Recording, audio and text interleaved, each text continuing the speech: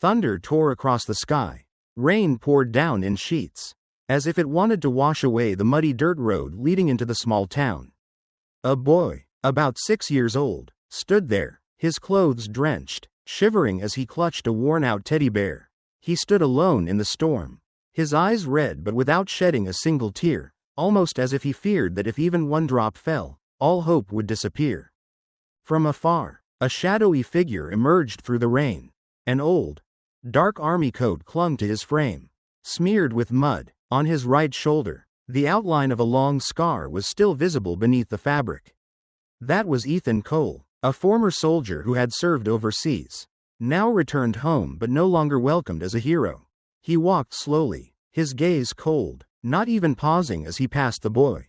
No words of concern, no look of sympathy, just heavy footsteps, fading into the white curtain of rain. "He is not going to help that kid?" a neighbor muttered from under the shelter of their porch. Voice thick with anger. The whole town had grown used to whispering about Ethan, the ex-soldier who came back from war carrying a past no one wanted to speak about. The boy stood there, clutching the teddy bear as if holding onto the last bit of warmth left in the world. And Ethan kept walking, never once looking back. That image burned itself into the memory of everyone who saw it. A man who seemed to have left his humanity on the battlefield. A man who could turn away from a small, shivering life right in front of him. But they did not know, just 24 hours later, Ethan Cole would do something that would make the entire town bow their heads.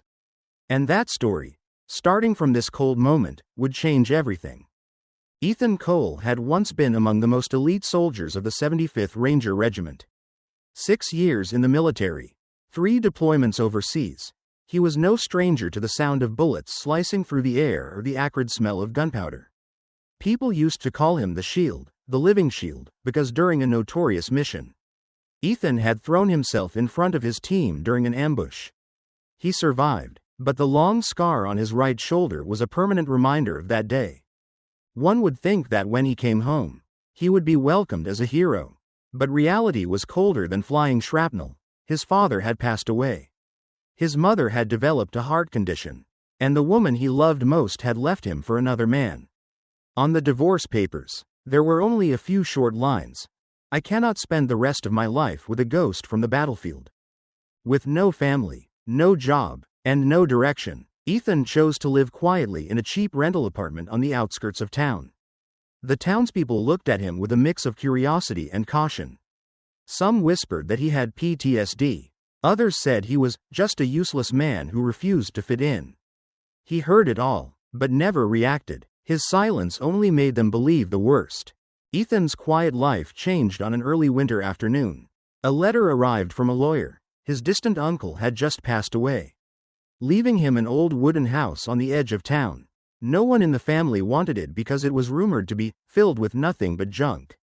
But Ethan did not refuse. He simply nodded, packed a few changes of clothes, and left his apartment, almost as if he was looking for a new reason to exist.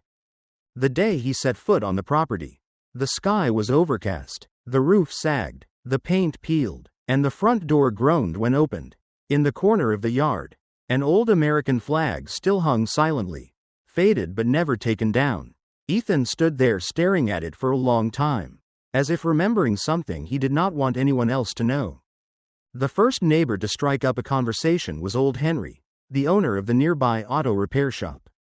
He looked at Ethan and chuckled dryly. "You will not last long here. This house has swallowed more people than you think." Ethan gave a faint smile, but in his eyes, there was something unusual, not fear, but determination. That night, Ethan began cleaning. The wind howled through the gaps in the door, and the wooden floor creaked under his steps. In the dim yellow light, the house felt like a silent witness to stories long buried. And Ethan, the man the whole town thought was worthless, had no idea he had just stepped onto a path leading to a secret that would change everything. The next morning, Ethan began exploring the house more carefully.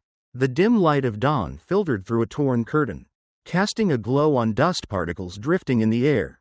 The smell of rotting wood mixed with dampness reminded him of long, cold guard shifts at his old military post, silent nights where only the wind kept him company. The living room was almost bare. holding only a worn-out armchair and a chipped oak coffee table. On the wall, a few blurry black and white photographs hung loosely. One picture made Ethan stop for a long time. A group of soldiers in World War II uniforms standing in front of a house, this house. He stared at the face of a young soldier in the photo. A gaze filled with both pride and mystery. In the corner of the picture, there were small handwritten words, "To my brother, 1944. Ethan put the photograph down and moved through a narrow hallway into the kitchen. The cabinet under the sink was jammed, but when he pulled hard, he found a small tin box with a rusty lock. There was no key inside, so he set it aside, planning to open it later. In the afternoon, Ethan went to the backyard to check the old shed. The door was secured with a large padlock and a thick chain. When he gave it a slight shake, the wooden floor inside creaked, almost as if something had shifted. He frowned, but did not break the lock just yet. Word about Ethan's return spread quickly. A few curious townsfolk stopped by, bringing him some food along with thinly veiled warnings. "That house once stored something nobody dared to touch," said the grocery store owner, glancing around nervously as if afraid someone might overhear. "Be careful with people in this town, Cole. Not everyone wants you digging into the past," Henry added. Night fell, and the town sank into silence. Ethan sat alone on the front porch, a steaming cup of coffee in hand. Far away, the flicker of streetlights bled into the thin fog. He felt as if he were standing right at the edge, between a new life and a deep pit that, if he fell into it, there would be no way back. In the pocket of his coat, Ethan pulled out the inheritance letter from the lawyer. On the back, in messy, faded handwriting, was a note. "Not everything is as it seems." He read the words over and over, as if they were speaking directly to him. And then, as the night wind whistled through the cracks of the shed door, carrying a faint clinking sound, Ethan knew the house was keeping something he would eventually have to face. On the third day in the house, Ethan decided to start cleaning the attic. The wooden stairs creaked with each step as he climbed. When he pushed the attic door open, years of dust rushed into his nose, forcing him to raise a hand to cover his face. In the weak light seeping through a small window, dozens of old cardboard boxes sat stacked high, covered in cobwebs. He opened them one by one. Inside were things that seemed worthless: yellowed books, a faded military uniform, torn maps. But in the fourth box, he found a brown leather notebook with 3 letters pressed into the corner of its cover: JC. The first pages held random scribbles, but the further he read, the stranger the contents became: geometric symbols, geographic coordinates, and a few lines hastily written in red ink, such as "Trust no one in this town and the door below must never be opened." When he went back downstairs, Ethan tried entering the coordinates into the map app on his phone. The location pointed directly to his backyard, where the locked shed stood. A cold shiver ran down his spine. The next day, Ethan decided to open the tin box he had found in the kitchen. Borrowing tools from Henry, he pried the lock open. Inside was a stack of old photographs, all featuring the same silver-haired man, likely the house's former owner, posing with different people in unusual settings: a deserted dirt road, a dark warehouse, a wall marked with a star symbol. One photo stood out. The man stood beside a young boy, roughly the same age as the child Ethan had ignored on the stormy day.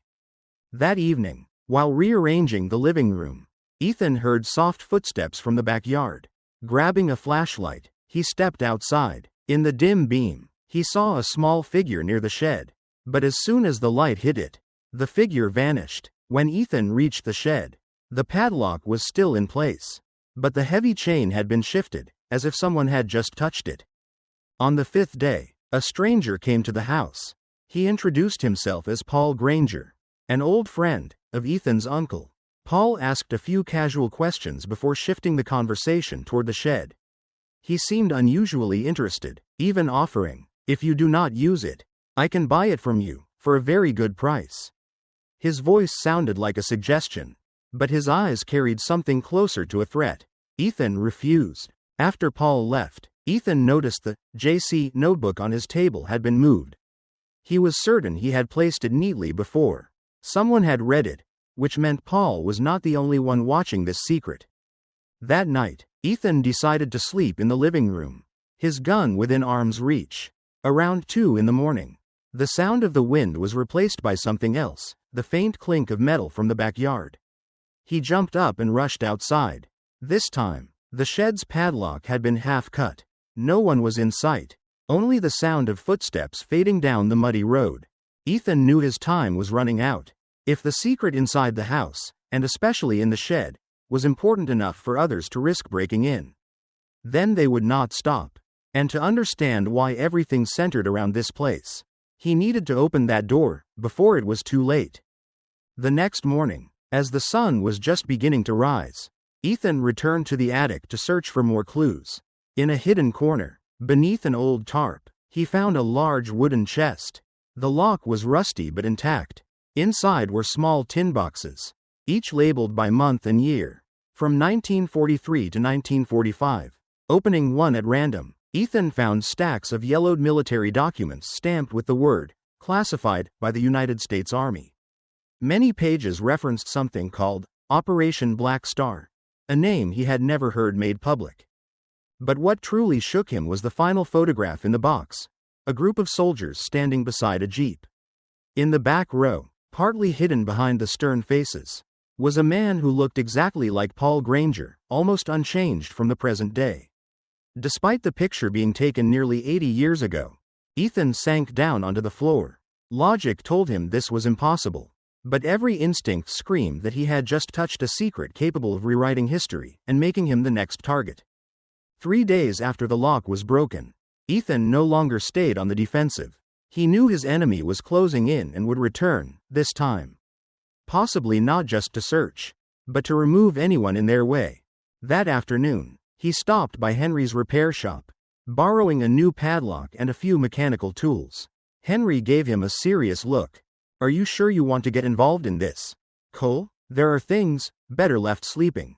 Ethan replied firmly. "There are some things that, if left to sleep, will turn into nightmares." That night, the rain poured down. Wind lashed against the windows, making the house tremble. Ethan sat in the living room, his Colt .45 on the table, eyes fixed on the darkness beyond the door. The rain masked most sounds, but it could not hide the instincts of a soldier who had lived through battle. Someone was coming. Around 11 o'clock, the backyard light went out. Ethan rose, gun in hand. A sharp click followed. The shed's lock had been broken. He stepped onto the porch, and under a flash of lightning, he saw 3 men in dark clothing. One of them was Paul Granger. "Working late tonight, Paul?" Ethan called out, his voice calm but his eyes sharp as blades. Paul gave a half smile. "We both know you are holding something that does not belong to you." The 2 men behind Paul moved forward, each carrying a metal pipe. Ethan stepped back, letting them think he was yielding. But in truth, he was positioning himself for a clean shot if things went bad. "I do not know what you are talking about," Ethan said, stalling for time, "but I do know this is my land, and I do not like uninvited guests." Paul smirked and signaled. One man lunged forward, but before he could swing, Ethan sidestepped and slammed his gun's butt into the man's arm, sending the weapon clattering to the ground. The other came from the right, but Ethan's sidekick knocked him into the wall. Paul stayed back, eyes locked on Ethan. "Do you think you can stand against all of us? Black Star is not just an operation. It is a promise, and you just broke it." The words made Ethan pause for half a second. Black Star was the name in the classified files he had found.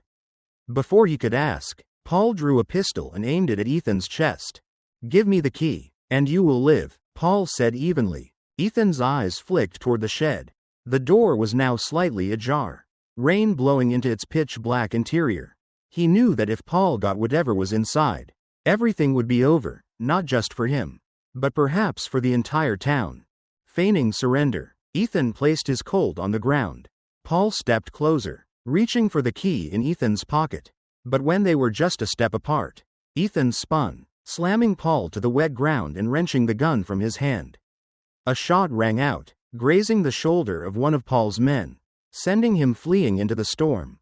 Paul struggled up, blood at the corner of his mouth, yet his eyes held no fear. Only a trace of pity? You have no idea what you are fighting against. Cole. Before Ethan could reply, the distant wail of police sirens cut through the rain. Paul signaled his remaining man to retreat, and within seconds, all three disappeared into the night. Ethan stood in the rain, heart pounding. The shed door was still open. He knew this was his one chance to uncover the secret they had been willing to kill for, but stepping inside meant there would be no turning back. Gripping his gun, he took a deep breath and walked in. Inside, the shed was pitch black, the only light coming from Ethan's flashlight sweeping across dust-covered wooden shelves. The air was thick with the smell of old machine oil and rusted metal. Rain hammered the tin roof like a battle drum, nearly drowning out the sound of his own breathing. At the far end, a large tarp covered something tall and box-shaped, nearly as high as a man. Ethan stepped forward, grabbed the edge of the tarp, and yanked it away. Beneath the fabric stood a military-grade safe, painted olive green, with the faded insignia of the 75th Ranger Regiment still visible in the corner. The lock was old but sturdy. He knelt down and began working it open with his tools. Click. The safe door swung open, revealing neatly stacked folders. On the cover of each, stamped in bold red letters, were the words, "Black Star, Top Secret." Ethan pulled one out and flipped it open. His eyes raced over lists of soldier names, photos of unknown locations, and reports of missions that had never appeared in official history. But what froze him was a stack of photographs at the end. In the center of one frame was Paul Granger, not as he looked now, but younger, wearing a World War II uniform, standing next to a man who resembled the house's former owner. The date read, May 1945. The problem was, Paul looked exactly the same as he did today, unchanged in nearly 80 years. Ethan turned to another file, a detailed report that read, Operation Black Star, National Level Biological Experiment. Objective: create the immortal soldier. Result: 3 subjects survived, disappeared from the unit, no further trace, risk of leak extremely high. At the bottom of the page, 3 names were listed. The first, Paul Granger. A chill ran down Ethan's spine. Paul was not just an old friend of his uncle. He was part of a secret experiment spanning decades, and this house had once been a staging point for the operation. Suddenly, a floorboard creaked behind him. Ethan whirled around, gun raised. In the dim beam of his flashlight stood the boy he had ignored in the storm. His eyes calm and unafraid. The boy stepped inside and whispered, "They will kill you if you keep it." Ethan lowered his weapon and moved closer. "Who told you to come here?" "Mr. Paul," the boy replied, his voice trembling. He said, "If you give everything back, no one will get hurt." Ethan noticed the boy was hiding something inside his jacket. Gently, he held out his hand. The boy hesitated, then pulled out a small brass key, identical to the safe's lock, but brand new. "He told me to give this to you, so you would trust him." The boy continued, his eyes filled with both hope and fear. Ethan took the key, feeling its weight. It was not just proof of a national secret, it was his only leverage against an immortal man like Paul. But he also realized he had been drawn into a game far beyond his reach, a game where the boy's life was also on the line. From somewhere in the distance, the sound of a car horn echoed, and headlights swept across the cracks in the shed's door. Ethan quickly stuffed the files into his backpack, grabbed the boy's hand, and slipped out the back. He did not know their next destination. But one thing was certain. From this moment on, he was no longer a passive player. He now held the truth, and that truth would change the entire game. Ethan and the boy ran through the dark alleys of the town, their heavy breaths mixing with the steady patter of rain on tin roofs. Ethan knew Paul would not give up. For a man who had lived nearly 8 decades without aging, time was not an issue, but the information in Ethan's hands was the one threat that could end his power. They took shelter in an abandoned warehouse on the edge of town. Under the dim glow of a small flashlight, Ethan spread out the Black Star files, organizing them in chronological order. The boy sat curled up nearby, holding his teddy bear, his eyes never leaving Ethan. "Are you going to tell everyone?" the boy asked. "I will, but it has to be at the right moment," Ethan replied firmly. The next morning, Ethan went to the one person in town he believed could help, Sheriff Daniels. A fellow veteran, Daniels listened to the whole story. At first, he was skeptical, but when he saw the photograph of Paul taken in 1945 with an unchanged face, his expression turned grave. If what you are saying is true, then we are up against something that should not exist, Daniels said, but we will need more witnesses and solid evidence, or the government will bury this whole thing. Ethan nodded. Together, they made a plan. They would reveal the Black Star files during the town's war memorial ceremony, a public event attended by the entire community, the press, and even state officials. The day of the ceremony arrived, and the central square was packed. Ethan stood on the sidelines, eyes locked on Paul, who was chatting with the mayor, his smile as false as ever. As the final speeches wrapped up, Daniels gave the signal. Ethan stepped onto the stage, microphone in hand. I know what you all think of me, he began, his voice deep and steady. That I am cold, that I left a child behind. But today, I want to tell you a story, a truth that might change how you see this town forever. He unzipped his backpack and pulled out the Black Star files, holding them high for all to see. His words echoed through the square, about illegal experiments, soldiers who never aged, and how history had been rewritten to protect a few individuals. Behind him, the big screen displayed the old photographs, including Paul from 1945 and Paul today. Identical in every detail. The crowd erupted in gasps and murmurs. Paul strode toward the stage, ready to snatch the microphone. But Daniels and two deputies intercepted him. Reporters swarmed with cameras and microphones aimed at his face. Ethan Cole is telling the truth, Daniels announced. And today, we have enough evidence to launch a federal investigation. Paul was escorted from the square, his expression eerily calm, as if the story was far from over. But for the town, that moment changed everything. The townspeople approached Ethan, their suspicious looks gone. The grocery store owner hugged the boy, tears in her eyes. Henry clapped Ethan hard on the shoulder. You did not just save a child, you saved the true memory of this place. Ethan looked down at the boy, who was smiling for the first time since they met. He knew he had done the right thing, not to clear his own name, but to protect what deserved to be protected, no matter the cost. The sun was setting over the town, casting a golden glow on the rooftops and reflecting off the memorial plaque in the central square. The ceremony had ended. People were slowly leaving, but Ethan remained, standing silently before the names of the fallen. Beside him, the boy clutched his teddy bear, the only thing left from his parents. A gentle breeze rustled the American flag high above them. Ethan placed a hand on the boy's shoulder, his voice calm but firm. From now on, you will not have to stand alone. Sheriff Daniels walked over and handed Ethan an envelope. Inside was a certificate naming him an honorary citizen of the town, a recognition that, for Ethan, might mean more than any medal. He folded it without a word, only giving a small nod. But deep down, he knew the story was far from over. Paul Granger had been taken away, but the Black Star files were not the only copies. Ethan could feel it. Somewhere out there, other, immortal soldiers still existed, and one day, he might have to face them.